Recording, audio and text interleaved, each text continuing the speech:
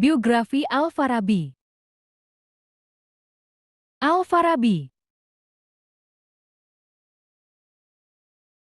Al-Farabi adalah seorang ilmuwan dan ahli hukum Islam dari Farabi, Kazakhstan. Orang-orang barat mengenalnya sebagai Al-Farabius, Al-Farabi, atau Abu Nazir. Al-Farabi adalah tokoh dalam bidang filsafat yang sering disebut sebagai guru kedua, mengikuti Aristoteles yang dikenal sebagai guru pertama.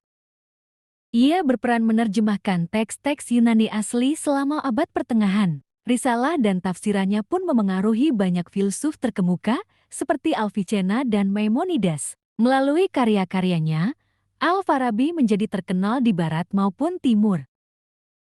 Kehidupan awal. Al-Farabi lahir di Farabi, Kazakhstan pada 872 dari seorang ayah keturunan Persia dan ibu berdarah Turki. Nama lengkap Al-Farabi adalah Abu Nazir Muhammad bin Al-Faraj Al-Farabi. Sejak kecil, ia sudah menampakkan kecerdasan istimewa dan bakat besar pada hampir setiap subjek yang dipelajari. Pada masa awal pendidikannya, Al-Farabi belajar Al-Quran, tata bahasa, kesusastraan, ilmu agama, fikih, tafsir, dan hadits, aritmatika dasar hingga musik. Setelah itu, ia pergi ke Baghdad untuk menuntut ilmu selama 20 tahun.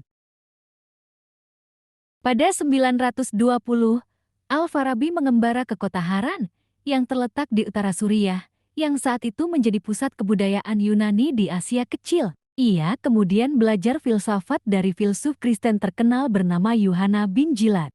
Pada 940, Al-Farabi melanjutkan pengembaraannya ke Damaskus dan bertemu dengan Saif al-Dawla al-Hamdanid, kepala daerah distrik Aleppo yang dikenal sebagai simpatisan Imam Syariah.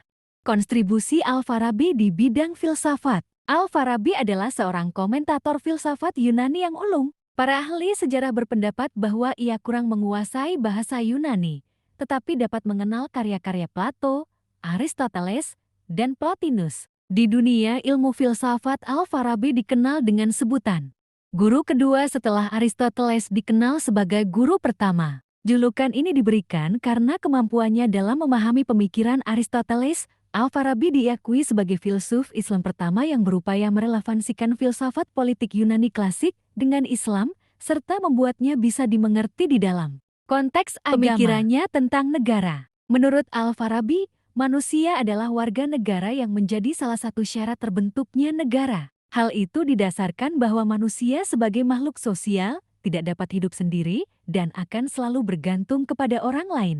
Hubungan antar manusia yang panjang itu kemudian akan membentuk suatu komunitas dan akan menjadi sebuah negara.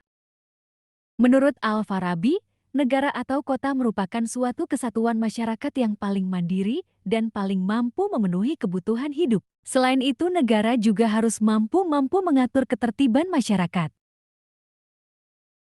Keberadaan warga negara sangat penting karena warga negaralah yang menentukan sifat, corak, serta jenis negara. Al-Farabi membagi negara ke dalam 5 bentuk, yaitu negara utama, negara orang-orang bodoh, negara orang-orang fasik, negara yang berubah, dan negara sesat.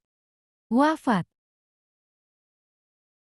Setelah sekian lama mengembara dan mengabdikan hidupnya pada bidang filsafat, Al-Farabi meninggal pada 950 di usia 80 tahun. Al-Farabi meninggal ketika kekhalifahan Abbasiyah sedang dalam periode kekacauan dan politik tidak stabil.